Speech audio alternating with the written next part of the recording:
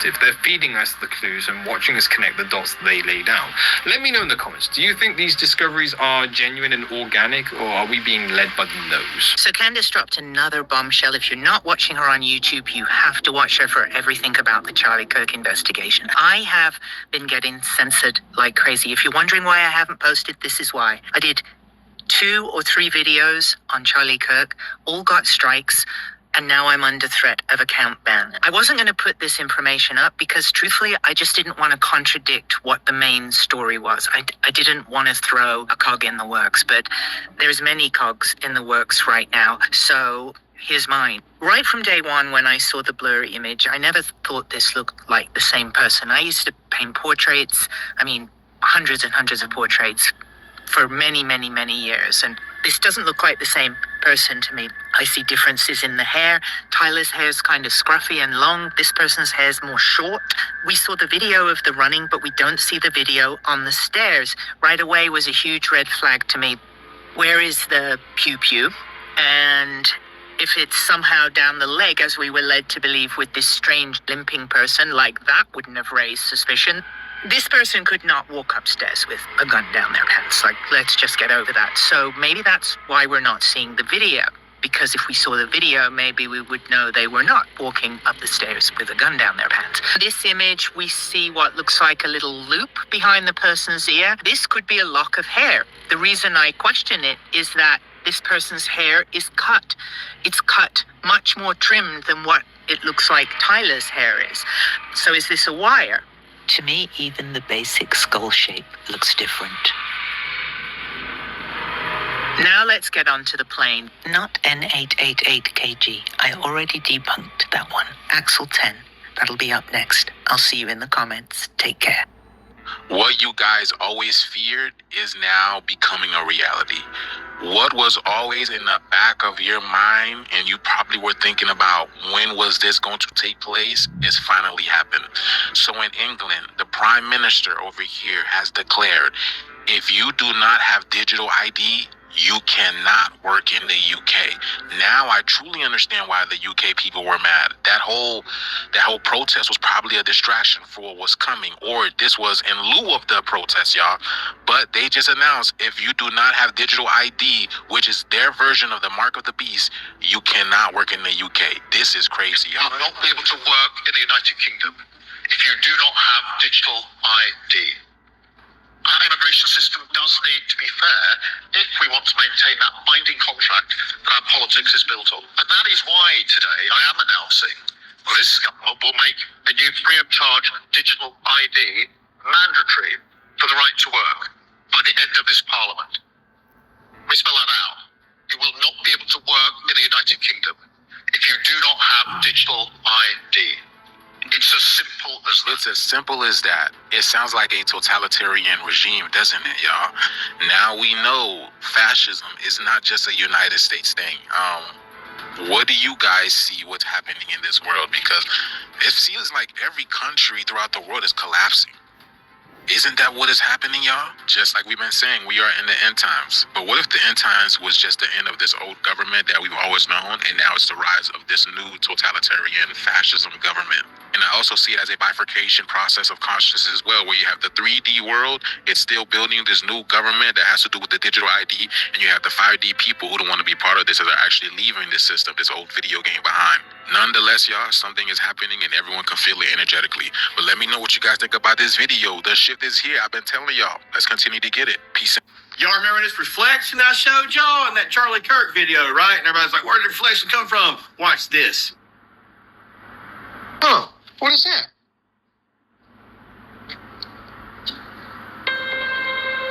This is what I'm saying, man. This is just really, really strange, don't y'all think?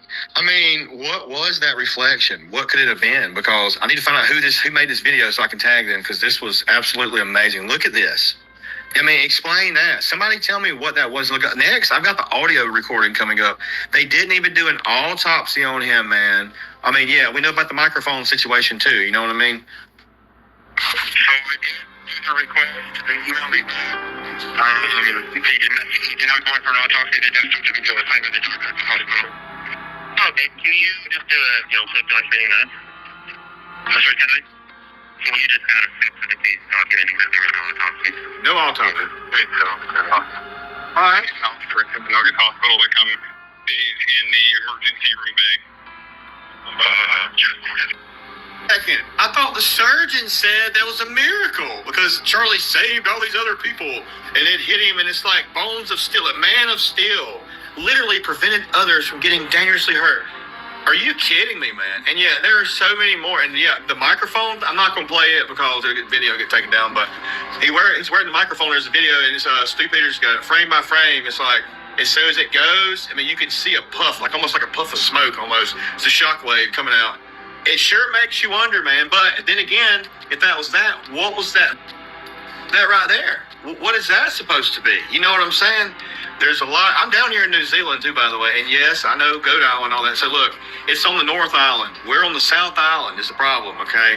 But I do land, and I do take, or I did land, and I do take off from Auckland. So I don't think it's too far from Goat Island. But there's a chance I might not get to go. We'll see. Y'all have a good day. Hey, I need your guys' opinion on this one, seriously. Just stick with me, please, because everybody is talking about this guy in the blue, the security guy, who jumps over the table at the Charlie Kirk shooting. He instantly grabs something and puts it into his back pocket and runs away. Right? Now let's just watch that happen, right? He's just jumped down. He now grabs something. He puts something in his pocket, right there into his back pocket, and then he runs and fled the scene. But there is something that I think nobody has noticed. Now focus on Charlie Kirk. Literally watch him. Keep watching. He's falling, and he just glitches. He's gone. Did you see that? Let me show you again. Now, I have ultra slowed this down so we can try and see this properly, right? Watch. He's falling, gone. He literally glitches out. Now, for the third time, just in case you're not getting the drift, watch him. Keep watching. He glitches. Just like right here, where his t-shirt's letters glitch completely. The F changes to an R. Watch closely. Boom, it just changes to an R. Let me show you that again. I mean, people can literally deny it all they want, but this is a glitch in the Matrix. Just watch. The F changed to an R. Boom. That was a glitch.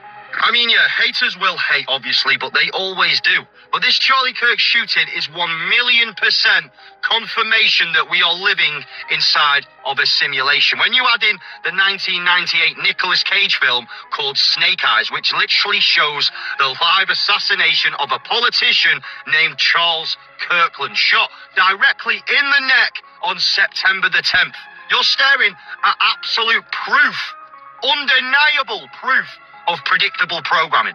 Our lives aren't just random, honestly. They're part of a manipulated, scripted matrix run by parasitic rulers who invert reality for their own ambitions and their worship to the evil. The signs are right in front of you. It's just time to wake the... But obviously, for the sensory reasons, this was just for entertainment, and I'm as fictional as a dinosaur, baby. Unless you're living under a rock, you've probably heard how in the movie Snake Eyes, one Charles Kirk is executed on September 10th by a man named Tyler the Executioner. But I'm not here to share that. I've got something different. And hey, that's a funny looking hand symbol. I wonder what that could mean.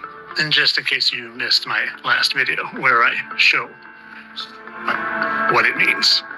That they all do. That they all do. And they do this one a lot too. And you know when they do it? Sometimes they do it right when you're supposed to be paying attention. Kind of like right here in this music video that guess who's in? Erica Kirk. And you want to see what comes shortly after he gives you the sign to be paying attention? Let's take a look. She wants to go ziplining so bad. Please take me ziplining. I want to go ziplining. Please, please.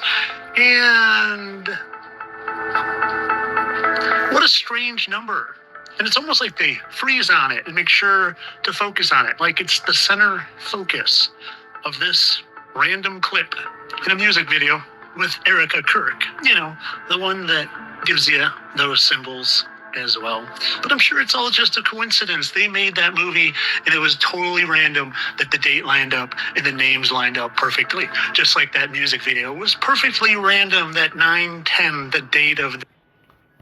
Oh, which, by the way, apparently, according to another video that I had watched, this lady shows it on Wikipedia. They actually changed this information to cover it up because, oh yeah, they forgot they made a movie about this.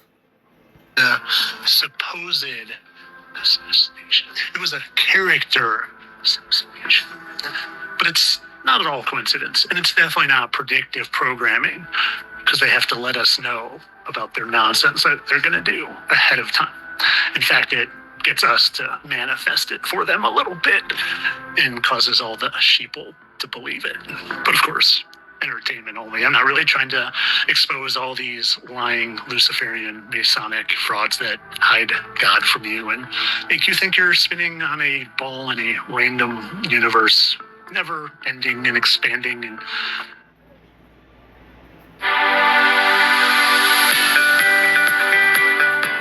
Introducing. and convincing you that you evolved from a chimp. Oh, and that dinosaurs are real too. Entertainment only.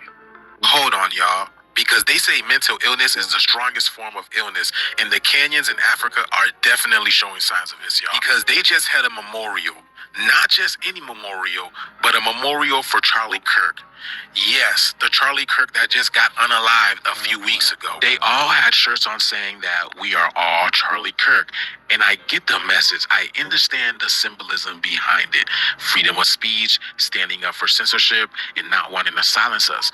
But do they not know what Charlie Kirk has said about so-called black people? Hey, roll it. A black pilot, I'm going to be like, boy, I hope he's qualified.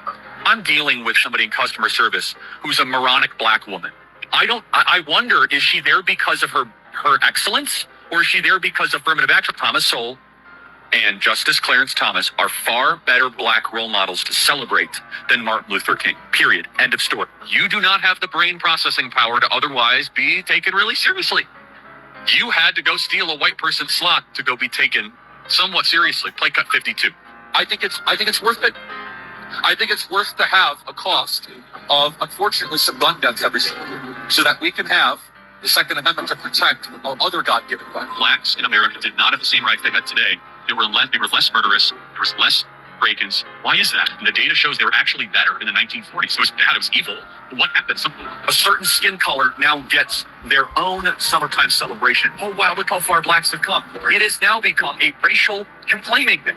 What BLM stands for? Bird, blue, and her. And DEI stands for one of the biggest things. Can we also acknowledge, due to the laws under Jim Crow, that black people were significantly hindered economic advancement? This is a really good question. The data shows not political. Black Americans are more today in 2024 than they were in the 1950s. The disappearance of a black father has been the number one driver of black poverty in this country. At least agree that black dads not being raised dog. Anyone's father not being raised that. But starting in the 1980s and continuing onward, there's been a war on drugs. Is this correct?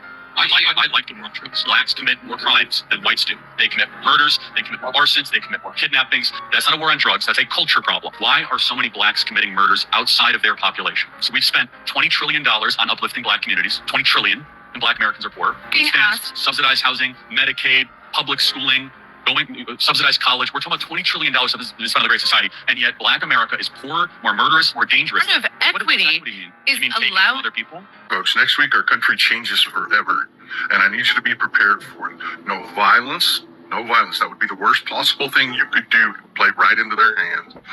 And don't panic. I'll tell you why. So Texas Paul, hope your coffee is as good as mine. Hell, I hope it's better. Yeah, this is the end of September, and next week they're about to decapitate the military. Pete Hegseth has called a meeting of well over 100 of our top generals. I give you, I think there's only like 275 top generals and admirals. Not top, but total generals and admirals. There's like 475. He's called a meeting of over 100 of them. They're going to decapitate the military next week. That's what's going on. They've been moving towards that. The plans they've been putting together, they've been calling a consolidation of leadership. And this is the Nazi playbook. They already did it with ICE. They did it with ICE. The $100 million they put into ICE was exactly the Nazi playbook. They went out and recruited out of the militias, and that's why they wear the mask. So you can't identify where they got these people from. Now the next step is decapitate the military and create super generals. These are generals that they're going to have basically ad campaigns for. They're going to get the nationalists behind them, the rah nationalists behind these generals to make superstars out of them because they're sycophants that they can control. They will do anything that they're told. This will be the end of your country as you know it, but I need you to not panic, and this is why. You can stop this. You may not be able to stop these generals from being fired and removed, but you can stop this entire thing. A country of 330 million people that will not be governed cannot be governed. It's that simple. It's that simple. Protest, fight, boycott, fight economically. Close your wallet and sit your ass down. Folks, a bunch of unarmed Indians ran the most powerful empire at the time, the British, out of India by simply sitting their asses down. You can do that too. You can do that too. Most of these major corporations run on loans. If you just stop spending, they fold. You understand where the power is? You have the power. Use it, and use it wisely. Any violence plays into their hands. Back when, and they're going to blow up 34 satanic buildings around the world, including the Vatican. Number one, okay, the White House, the this, the that, Buckingham, all of these places where reptiles live. And they're not just like they just did in Iran.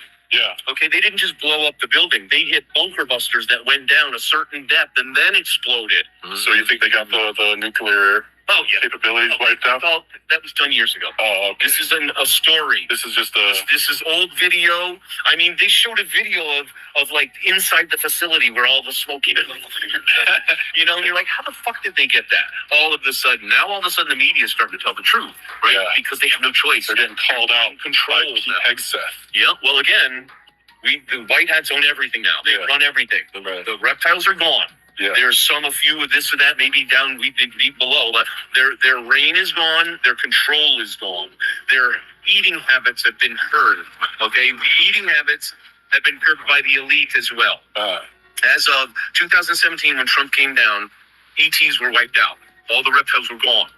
Okay, when he came down the escalator? Yes, they had already won the war. It was already perfect timing, actually. Right, because it's all.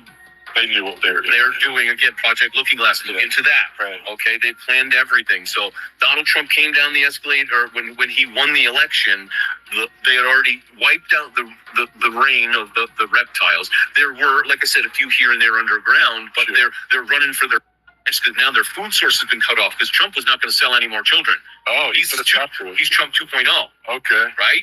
So working this way, he worked through Jeffrey Epstein, didn't do anything bad this time. Okay. He did in a past life, timeline that we were on. You got a fresh start. They corrected it, and again, Project Looking Glass corrected things along the way. Yeah. The bad guys didn't see anything happening after 2012, and they knew their gig was up. Okay. So what happened is they've been trying to kick this into gear, and then in 2020 or 2016, when Hillary won, they were going to wipe out humanity, but it didn't happen. Yeah. Okay. So again, Trump and everybody involved, JFK created the White Hats, and everybody who's been involved since before JFK. What about JFK Jr.? That plane? Remember that plane crash over in Massachusetts? It's all a lie. All rigged. Totally rigged. He and his wife Carolyn are already alive. They actually play Donald Trump. Okay, JFK Jr. has played Donald Trump under a silicone mask. You'll see all of this here. It's unbelievable. Holy shit. It is unbelievable. They've been in the crowd behind Trump at a rally, dressed as people. You'd never know. Big guy with a bald, you'd never know it because they just look like regular people. Students. You never know it. None of it. You can't believe this. Okay, everybody needs to listen right now. Are you aware that the threat for terror in the UK right now is substantial? Did you know you could be entitled to a 5 or 6 figure payout if you suffered a serious injury at work, like a broken bone? Substantial, which if you look right at the bottom, it says substantial means an attack is likely. Now, I'm not trying to scare anyone, but this is a very serious video. I'm a parent from Southport, and last year, our town lost some very beautiful, innocent children in a very vile, disgusting attack that has never really fully been explained. The pain here is still raw for so many people in Southport. Now, when I see posts like this going viral, warning threats to schools again, I don't just scroll past it, because like every single parent, I want our children safe. This is one post that is spreading completely around the internet. I literally came across this about 15 minutes ago. It claims that ISIS fighters are in the UK hotels planning to attack infant and primary schools. It even uses words like beheadings as a shot tactic. These aren't my words. This is literally circling the internet.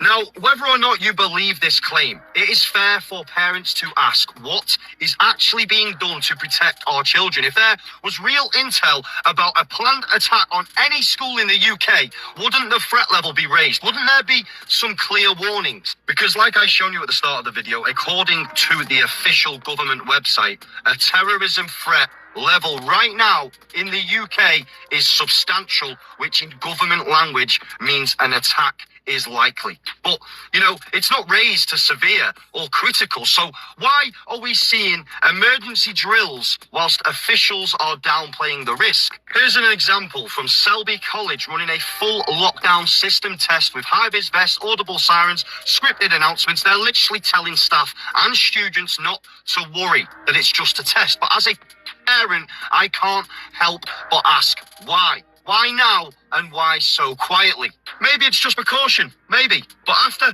what happened in my own town, I believe it's innocent and necessary for parents to look deeper and demand clear answers, because children's safety should never be a guessing game. Now, whether this threat is real, exaggerated, or even part of predictive programming, one thing is clear. We are being trained for lockdowns, but not told the full story. And as a parent from Southport who literally had to witness one of the most prolific things anyone could ever think to imagine as a parent, I'm not here to frighten anyone. I'm just here to ask them questions, to stay alert and to not, wait for an official press release to protect our own children, because their safety matters more than our comfort. But obviously, for the sense reasons, this was just for entertainment. I love you all, beautiful people. Don't forget to give me a follow, and I'm as fictional as a dinosaur, baby.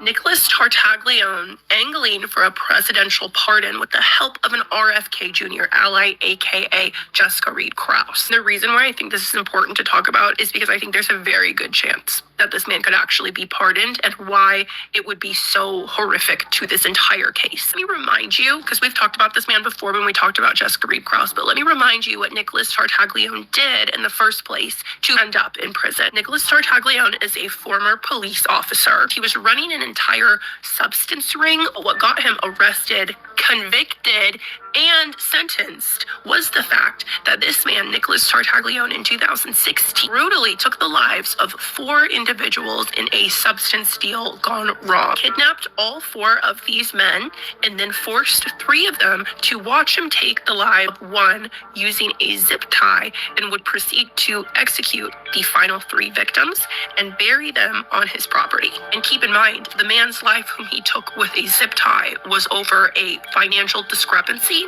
and the other 3 were completely innocent in the matter. They had nothing to do with the deal. They were just in the wrong place at the wrong time. And it's also notable that all 4 of these victims were Hispanic or Latino. The reason that I say that's important is because this administration does not look at Black, brown, Hispanic, Latino, anyone who is an immigrant or could be perceived as an immigrant as human. Our lives hold very little value in their eyes, and they have shown that through their actions. Because of who these victims were, it would not surprise me if this man got a pardon. Also have to remember that Jeffrey, who was the cellmate of Nicholas Tartaglione, accused Nicholas Tartaglione of trying to take his life and trying to extort him for money. We remember this got all brushed under the rug as Jeffrey was attempting to take his own life, and then he was moved to solitary confinement and was found unalive in the same manner that Nicholas Tartaglione took the life of his first victim with a zip tie. I can't show you the photos from Jeffrey's autopsy of the ligature marks around his neck, but it's very obvious that they do not match the rope, the sheet that they said he hung himself on. It absolutely looks exactly like if a zip tie was used. to take his life. But while he was never convicted of taking Jeffrey's life, he's clearly the number one suspect who could have potentially physically taken his life. Maybe he was instructed to do that. But all signs point to Nicholas Tartaglione. And not only that, Nicholas Tartaglione is besties with Jessica Reed Krause, who is an ally of RFK Jr. and has a direct line into the White House. Seen Jessica Reed Krause of House and Habit post her phone call with Nicholas Tartaglione on her social media whenever Maureen Comey was fired by the Trump administration, and she and Nicholas Tartaglione were celebrating on a recorded prison line. You may begin speaking now. Nick? Hey, Jess. Most people will never taste these grapes, but you can, delivered right to your door with Misfits Market. Meet. Hey, Jess. Oh my God, did you hear the news? No, what? They just fired Maureen Comey. Get out of here. Yes, they just fired her. It just broke. Oh my God, I want to cry right now. Why'd they fire her? Why? I haven't even got to read. I'm driving in traffic right now. I was just getting my nails done, and keep in mind, Maureen Comey prosecuted Jeffrey, Ghislaine, and even Diddy. She is also the daughter of James Comey, who was just indicted by this current administration for correctly probing Donald Trump's ties to Russia back in 2020. And not only this, we remember on August 10th, 2019 is when Jeffrey passed away, right? If we look at Nicholas Tartaglione's docket, we can see that 11 days after Jeffrey passed away, he was assigned a new attorney, despite the fact that he had already been sentenced to prison. His case was done.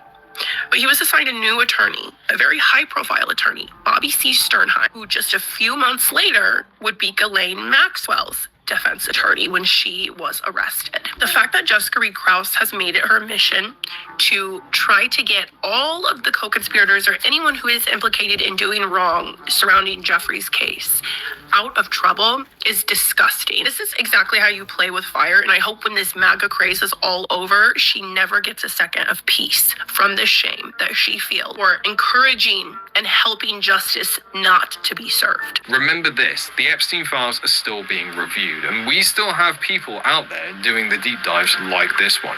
While the entire world is focused on Charlie Kirk and whatever the hell else is dominating the headlines right now, it is absolutely critical that we do not forget about this. This is probably another distraction too. It's all part of the same circus, but that doesn't make it any less important. We have to pay attention to this narrative as well, because while they've got you looking over here, the real story is still hiding in plain sight over here somewhere, buried in those files. Don't get so focused on the new shiny object that you forget the old ones, okay? They're all connected. What fast food items have the most calories? Starting off with McDonald's, which was surprisingly the double quarter pound with cheese, which was only 740 calories. I didn't really love this though, since McDonald's burgers are pretty mid. And at Arby's, we have their half pound beef and cheddar, which is their highest calorie menu item, also at 740 calories. And this was absolutely disgusting and not worth eating at all. Dunkin's highest calorie menu item isn't actually a food, but rather a drink in the form of their frozen caramel cream coffee, which had 1,120 calories and tasted pretty solid. And Taco Bell's highest calorie item was their grande nachos with seasoned beef for 1120 as well, and these were surprisingly very good. Going up from here, we have Popeye's signature hot bone-in wings, which was 1150 calories, and I have to say I would take down 50 of these. They were very worth it. Wendy's comes next with their Big Bacon Classic Triple at 1200 calories, which was good, but I was getting burger fatigue at this point, which is the same story for Burger King, whose Bacon King Burger at 1200 calories is their highest. I didn't hate it though. But the fast food item with the most calories was by far KFC's chocolate chip cake, which was absolutely huge and claims to be 1800 calories, which is basically just a full day of eating. So now you know. But why do I have to go to school, Mom? You just have to, okay?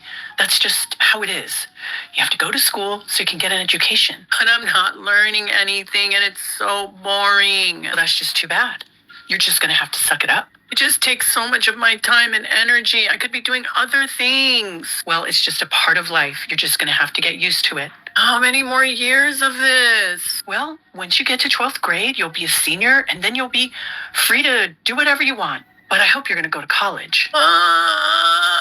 Isn't there some other way that I could learn? Can I just learn what I want to learn? Can we homeschool? Homeschool?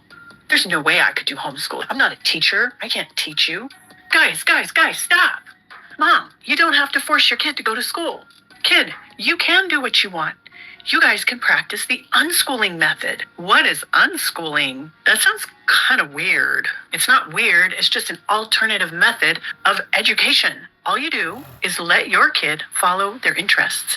You don't have to do rigid curriculums. You should be following your desires and your interests so that you can truly learn what's going to be useful to you in your future. All right, well, how do we go about this? Is it legal? That sounds fishy. It's totally legal in all 50 states. Great.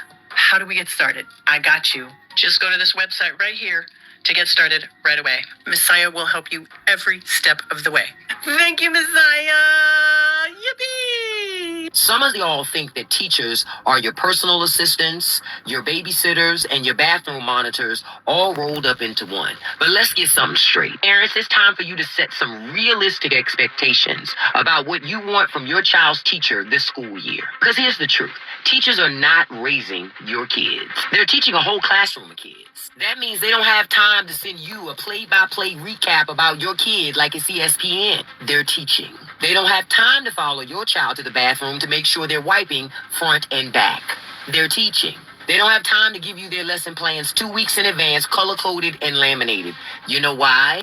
They're teaching. If you send little Hunter to school with supplies, it's not the teacher's job to remind him to use them. That's called parenting homework, and that's on you. Teachers are not your child's extra mama or daddy. Teachers are already doing triple duty as educators, nurses, referees, and sometimes therapists. So you want them to tack on personal secretary too? Enough is enough. Parents, teach your kids the basics at home. Show them how to use the things you send. Teach them manners, teach them accountability. That way, when they show up to school, they're actually ready to learn. Not add 10 more jobs to the teacher's plate. Did you know that in Texas, rifles can be carried in public without a license?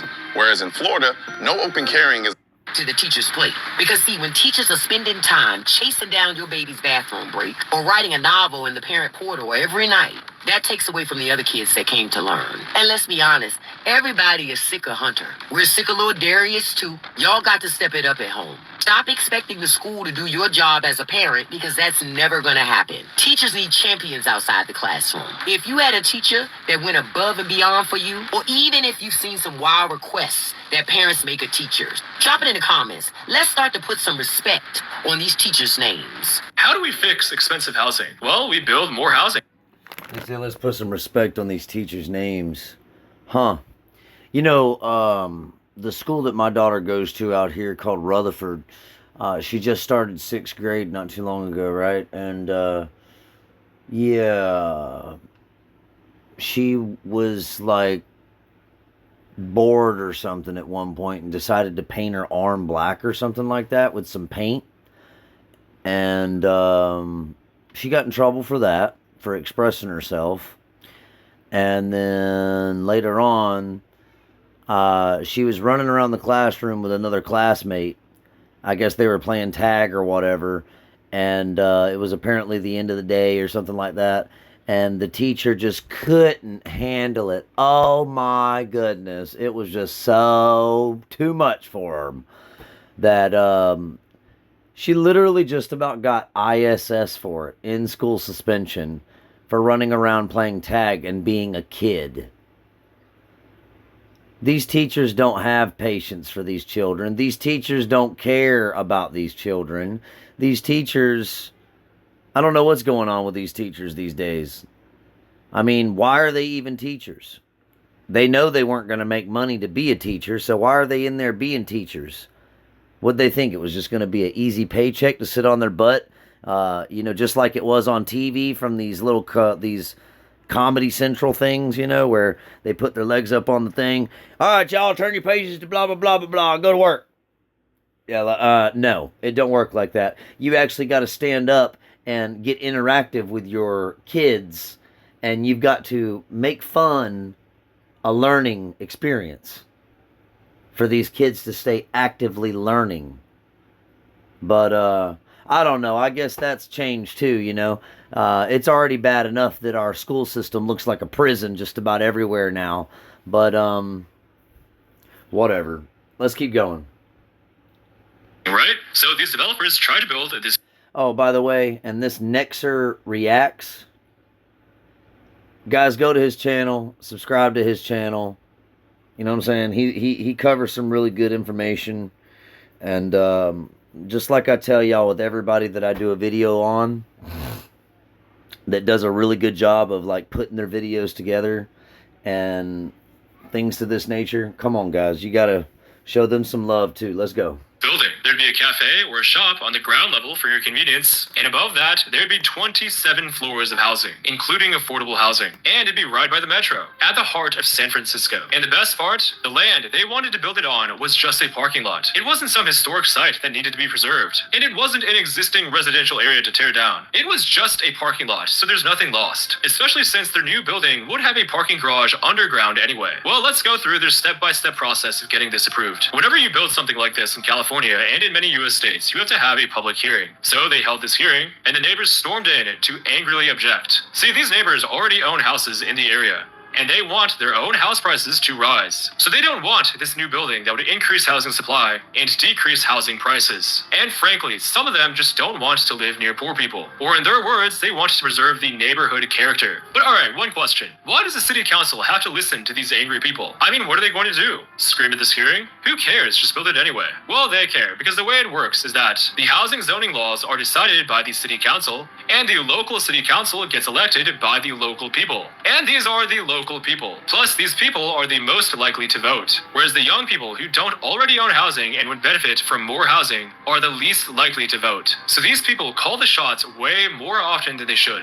Plus, frankly, some of the city council members are these people, because the council members also already own housing. So basically, the people who already own housing write the laws to keep their own house prices high, while renters absorb the cost, and thousands are homeless. Well, what a surprise. The Board of Supervisors voted 8-3 to block this project. So, alright, the solution to stop this is obvious, right? We just vote all these people out. Well, sadly, although it would definitely help a lot, it still wouldn't fix everything, because these people use even more tactics, which I'll explain. By the way, these people are called the NIMBYs, because they see themselves as good people, and they do want more affordable housing. They just don't want it in their backyard, which is why they're called the NIMBYs, short for not in my backyard. And NIMBYs are ruthless. See, this Californian project also needed an environmental review, which it passed. But a California law says that even when the review is done, any person can appeal and say that the environmental impact needs to be studied more. These studies can take years, and court decisions on these appeals take more time. And as long as there's at least one environmental appeal, the building project cannot move forward. So a single NIMBY who frankly doesn't care about the environment can stall a building project over and over using these appeals. And one environmental concern for this project was literally that the tower could cast shadows. It took several years and the California State Attorney General calling out this NIMBY behavior as ridiculous, and sort of threatening the city of San Francisco with a lawsuit to finally get this one building passed. But by that point, financing had dried up, interest rates were higher, construction costs had skyrocketed, and the developers were now struggling financially. It might now be too late for them to build, because this project and all the approvals and NIMBY hurdles have taken 9 years starting from 2016. And all of this was just to build one apartment building over a parking lot in a city which desperately needs more apartment buildings. So how do we fix this? How do we have some planning and regulation to make sure housing isn't just a chaotic mess without giving NIMBYs all the power? Well, there's something called by right development. Basically, we as a community just decide upfront what rules we want for all housing. We give the developers some checkboxes, and as long as they check off all the boxes, their building plan is automatically approved. NIMBYs can't protest it after the fact. A NIMBY can't make random excuses about shadows or whatever else and block the whole project. Like, if shadows are a genuine concern, fair enough, but we can decide on standardized rules for that up front. For example, in Tokyo, they set up checkboxes for housing projects like allowing a certain amount of fresh air and natural light, having earthquake-proof materials and designs, and not letting tall buildings be shaped in a certain way that would block sunlight for neighbors, which should address any genuine concerns about shadows. This means that in Tokyo, when housing demand increases, that raises the price of housing, which attracts more developers, who can build quickly by just checking off these clearly defined checkboxes, without worrying about public hearings. This increases housing supply quickly and brings the price back down. And it's how Tokyo keeps their rent much lower than other major cities, even though it's so densely populated.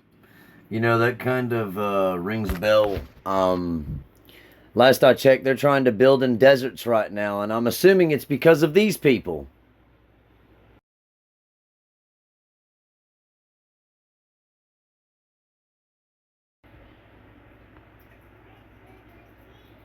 Let's finish up, though. Germany does us something similar, and it's part of why you don't hear about German housing being super unaffordable. It's a bit harder to introduce this type of thing in the US just because we're so individualistic. And NIMBYs thrive off of exploiting their individual protected right to block housing projects that would benefit the public good. And it's why other countries who rank high on individualism, such as the UK, Canada, and Australia, have a lot of NIMBYs as well. These countries build their housing remarkably similarly, and their NIMBYs also block a lot of housing development as shown in red, where the Anglosphere refers to these countries that have roots in England. And house prices in these countries have also increased massively. Apparently they just released a brand new type of Pringle. People are saying that they're called clear Pringles and that they taste 10 times better than the regular yellow Pringles. Allegedly, people are enjoying clear Pringles so much that they keep selling out super quick, so they're really hard to find in the grocery store. Regular yellow Pringles have always tasted super gross. So how did I just find out about clear Pringles? I have no idea how they made the Pringle go from yellow to clear. But I went to the store as fast as I could to try to find some clear Pringles. I was getting really worried because all I was finding was the gross yellow Pringle. When I was about to give up, I saw something in the back of it. It was the last box of clear Pringles that they had in the store. I could barely see it because it was pushed all the way in the back of the store. I raced home as fast as I could to try it. You guys will not believe it. That right there is an abomination. Now, something tells me this isn't even real. I'm praying for humanity's sake that those clear Pringles aren't a real thing, because, wow. But then again, does it even matter? Our food can't possibly get any worse than it already is, right? We've hit rock bottom and just all of a sudden started digging further. But with that being said, we did it again. We actually managed to cover an entire episode. It's another one of the books, guys. Well done. If you enjoyed this Descent into Madness, we've got 2 more episodes dropping for you tomorrow, and you're going to want to get ready because the rabbit hole only ever gets deeper. So for now, stay safe, stay well, and stay curious. Until next time. And there you have it, everybody. Have a wonderful, blessed afternoon, and we'll catch you in the next one of your Truth and Facts.